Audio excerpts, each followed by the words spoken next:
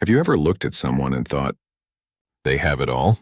The kind of life that seems plucked straight from a dream. That was David Miller. His name wasn't just a name. It was a brand, a symbol, a standard of success that hovered over our city. When people spoke of David Miller, they did so with a tone of reverence, a little bit of envy, and a whole lot of admiration. He was, by every conceivable measure, a pillar of our community. A man whose smile wasn't just a curl of the lips, it was an event. It could light up a room, could disarm you, could make you believe that everything was going to be okay. And his handshake felt like a promise. Solid, warm, trustworthy. It was the handshake of a man who built empires with his bare hands and then used those same hands to pull you up alongside him. He had a wife, Elena. To call her beautiful feels like an injustice. Beauty can be cold, can be distant. Elena was radiant. Her kindness wasn't a performance. It wasn't something she turned on for charity galas or photo opportunities. It was as genuine and as constant as the morning sun. It was in the way she remembered the names of every waitress, every barista, every security guard at our office building. It was in the way she listened, her entire being focused on you, making you feel like you were the only person in the world. She was his anchor, his moral compass, the quiet, steady force that everyone knew was the true source of his strength. And then there were the kids, Jessica and Noah, two wonderful, bright-eyed children who looked at their father not just as a parent but as a hero. To them, David Miller wasn't the savvy businessman or the charismatic philanthropist. He was the giant who could lift them onto his shoulders, the storyteller who could conjure dragons and castles at bedtime, the fixer of all broken toys and wounded knees. Their home wasn't just a house. It was a sprawling, warm, and inviting sanctuary that was always full of laughter. The kind of laughter that bubbles up from pure joy, the kind that echoes in the hallways and seeps into the very walls, making the structure itself feel alive and happy. And his business, Miller Holdings, yes, was the crown jewel in his perfect life. It wasn't just successful. It was the envy of every other entrepreneur in the city. He had a Midas touch, an uncanny ability to see opportunity where others saw risk. He'd started from nothing, a scrappy upstart with a big idea and even bigger ambition. And through sheer force of will, intelligence, and that irresistible charisma, he'd built an empire. It provided for his family, it employed hundreds of people. It was a testament to his vision. From the outside looking in, it was perfect. It was a fortress, a gleaming, impenetrable castle on a hill. There were no visible cracks, no chinks in the armor. It was a life curated to inspire awe. But what if I told you that the tallest towers, the most imposing structures, are often built on the most fragile, the most unstable foundations? What if that perfect life, that beautiful, pristine castle, was nothing but a beautifully painted cage, and David, the king of his own domain, held the only key to the lock? A key he thought he had thrown away into the deepest, darkest ocean forever. He believed it was lost to time, to the murky depths of a past he had willingly forgotten. This is not just a story about a successful man. This is not a tale of a simple rise and fall. This is the story of the secret he buried. This is about how that secret was never truly dead. It was a seed planted in the darkness of a lie, and like all seeds, it was always destined to do one thing: to grow, to push, to strain, to break through the surface of his meticulously manicured life, and in doing so, destroy everything he had built. I knew David better than most. I know that's a claim many people make, but in my case, it was the absolute truth. We weren't just business partners. We were brothers. Or at least that's what I believed for 15 long formative years. Mark stood by him through every single struggle. I was there in the grimy one-room office that smelled of stale coffee and desperation, the two of us working by the light of a single lamp, our dreams the only thing keeping us warm. I was there for every late night, every panic attack before a big pitch, every moment where it felt like the entire world was conspiring to see us fail. I was there for every gamble, every time we bet the farm on a hunch, on an idea, on a prayer. And I was there, standing right beside him, clinking glasses of cheap champagne when those gambles paid off. I shared in his triumphs as if they were my own, because they were. Our lives, our fates were intertwined. I saw the way he looked at Elena, especially in those early days. It was a devotion that seemed unshakable, a kind of raw, awestruck love that made you believe in the concept of soulmates. I was his best man at their wedding. I gave a speech that made people laugh and cry. I talked about his integrity, his loyalty, his big, stupid, wonderful heart. I watched him hold his newborn daughter, Jessica, for the first time.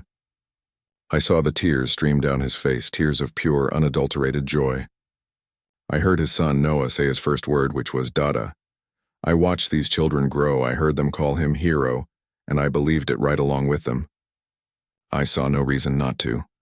And I, like everyone else in his orbit, was completely and utterly fooled, because the David Miller we all knew, the man I called my brother, was a masterpiece of his own creation. He had painted this version of himself with such skill, with such attention to detail, that none of us ever thought to question the canvas.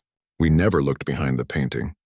We never imagined that the vibrant colors and beautiful images were hiding a rotten, decaying surface beneath.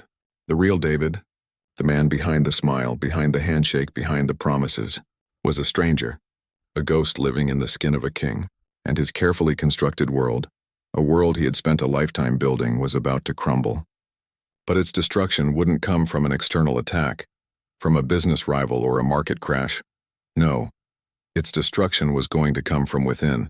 It was going to come from a single, rotting secret from his past that was finally, after all these years, ready to see the light. It started so subtly, so almost imperceptibly, that if I hadn't been looking back, I might have missed it entirely. A single email, lost in a relentless churning sea of spam. Promises of miracle diets, questionable inheritance notices, offers to enhance parts of my anatomy I had no intention of enhancing. It was a digital cacophony, and this one email was just another note in the noise. The subject line was innocuous, deliberately so. Regarding our mutual acquaintance. It was the kind of subject line you'd use if you didn't want to trigger spam filters. If you wanted to seem professional, non-threatening. I almost deleted it. My finger hovered over the mouse, a fraction of a second away from consigning it to digital oblivion. But something, a gut feeling, a twist in my intuition, a tiny, silent alarm bell ringing in a distant part of my brain, made me click. The message was short, cryptic. It was from a woman named Sarah, an email address I didn't recognize. She asked if I was still in contact with David Miller from his college days. She said she had been trying to find him for years, but he seemed to have vanished after graduation. No forwarding address, his old phone number disconnected, his social media a ghost town. It was as if he had been erased.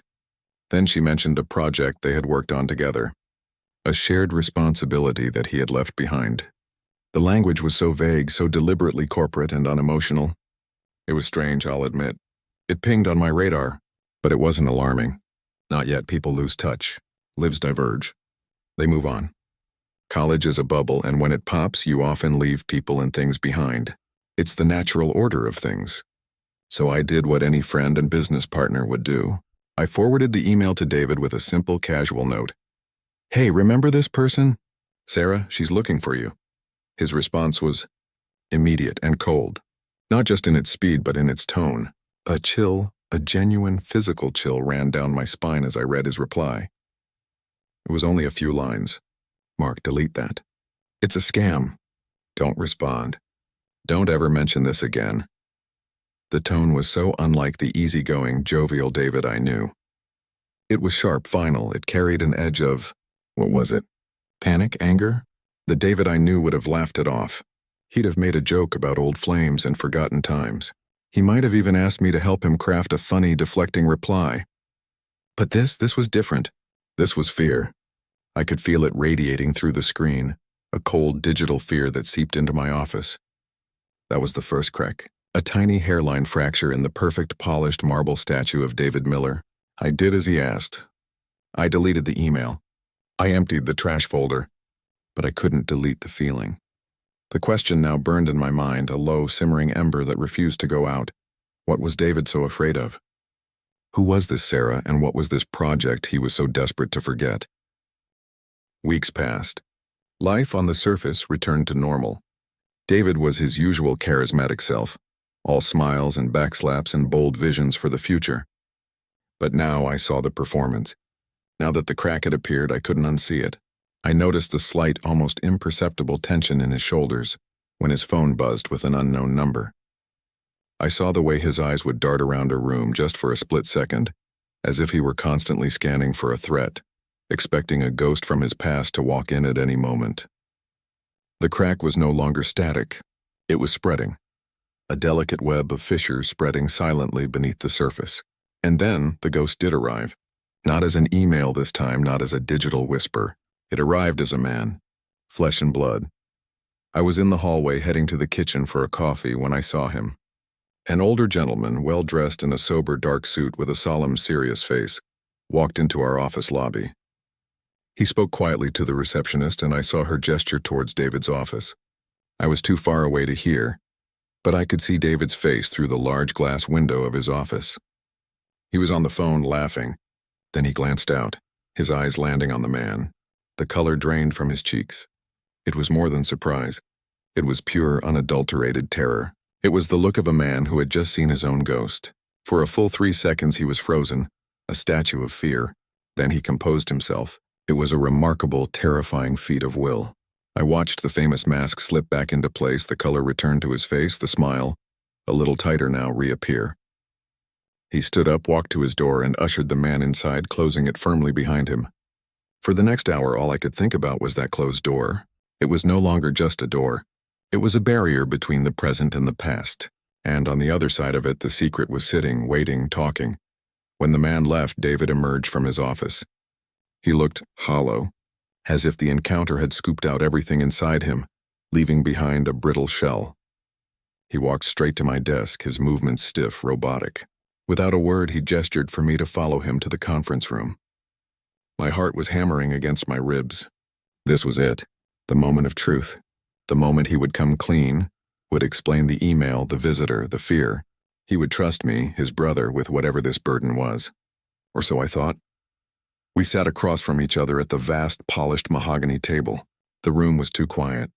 "Mark," he began, his voice low and strained, as if each word was being pulled from him with great effort. That was a lawyer. He paused, letting the weight of the word hang in the air. "It's about my father's estate. A complication. A long-lost relative is making a claim. It's nonsense, of course, a money grab, but it's going to be messy. I might need you to cover for me at the board meeting next week." He looked me right in the eye as he said it. He didn't blink. He didn't look away. He lied. He lied with the same ease with which he breathed. The trust I had for him, a foundation that had felt as solid and unshakable as the ground beneath my feet for 15 years, suddenly felt like quicksand. I was sinking, and the more I struggled to believe him, the faster I went down. I nodded, playing my part, the loyal, trusting fool. "Anything you need, David," I said, my own voice sounding foreign to me. But I was done being the fool. The seed of doubt planted by that first email had not just sprouted. It had grown into a determined, relentless vine, wrapping itself around my conscience, pulling me toward the truth. That night I did something I never, in a million years, thought I would do. I started digging. It went against every code of brotherhood I lived by, every principle of trust and loyalty I held dear, but that brotherhood I now knew was a lie. The trust had been a one-way street, so I used old contacts. I scoured public records. I pieced it together, fragment by painful fragment, like an archaeologist reassembling a shattered pot, each piece revealing a more disturbing picture. Sarah, college. I found yearbook photos. I found an old archived campus newspaper article about a scholarship they'd both won. And then I found her. On social media, her profile set to private, but her profile picture visible. A woman with a kind, tired face, and next to her a little girl. Sarah wasn't just a college acquaintance. She was his girlfriend, his serious girlfriend. And they hadn't just worked on a project. They had created a life. They had a child, a daughter. Her name was Lily. The shared responsibility he had so casually dismissed was a beautiful 7-year-old girl with David's own eyes and her mother's smile. A little girl that David had abandoned. He had provided nothing. Not a dollar of child support, not a word of encouragement, not a moment of his time. He had pretended they never existed while he built his perfect family with Elena, while he posed for pictures as Father of the Year. The revelation hit me like a physical blow. It stole the air from my lungs. I actually stumbled back from my computer, my hand flying to my chest. This wasn't a business rival. This wasn't a financial mistake or a dodgy deal. This was a human being, a child. He had a daughter. He had looked into Elena's eyes on their wedding day and promised her a family, a future, all while denying his own flesh and blood. He had held his son and daughter on his lap, reading them bedtime stories, playing the doting father while another little girl, a little girl who shared his DNA, was somewhere out there, wondering why her daddy didn't want her. The hypocrisy was staggering.